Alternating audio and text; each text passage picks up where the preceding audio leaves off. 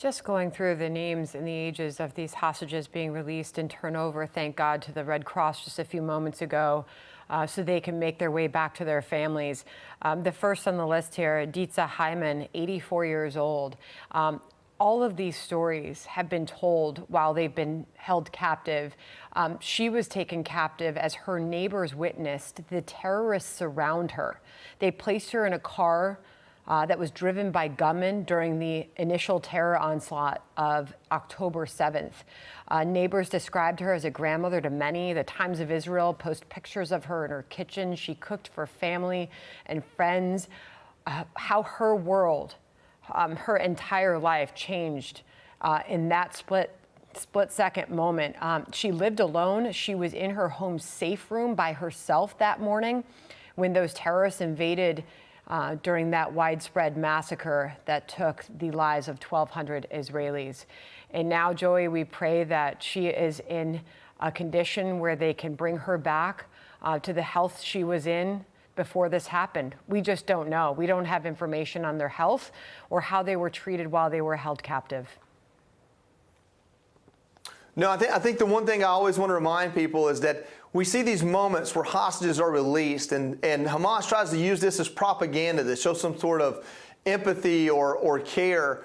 And it's really important to remember all of these hostages were taken hostage while their friends and family around them were being murdered, some of them tortured and brutalized. The act of taking them hostage was a form of torture. The act of keeping them hostage was a form of torture for them and their surviving family members.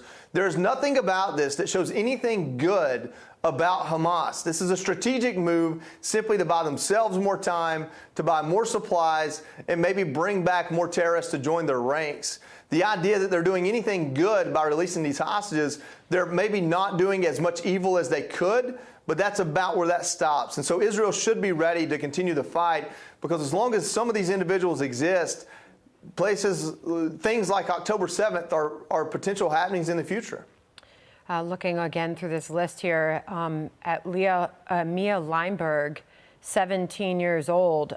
She was taken captive with her mother, 59 years old, Gabriella Leinberg. Initial reports did not disclose whether or not the mother was also freed, but she is indeed on this list. So a mother and her 17-year-old daughter have also been turned over and are in the custody of the Red Cross in Israeli hands right now. Joey, if you could stand by with us as we watch this happening right before our eyes there at the near the Rafah crossing on the Egypt-Gaza border. John?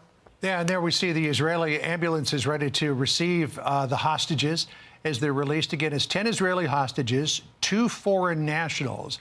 We don't know where the foreign nationals are from, but we are told by folks in our Jerusalem bureau that they are not Americans.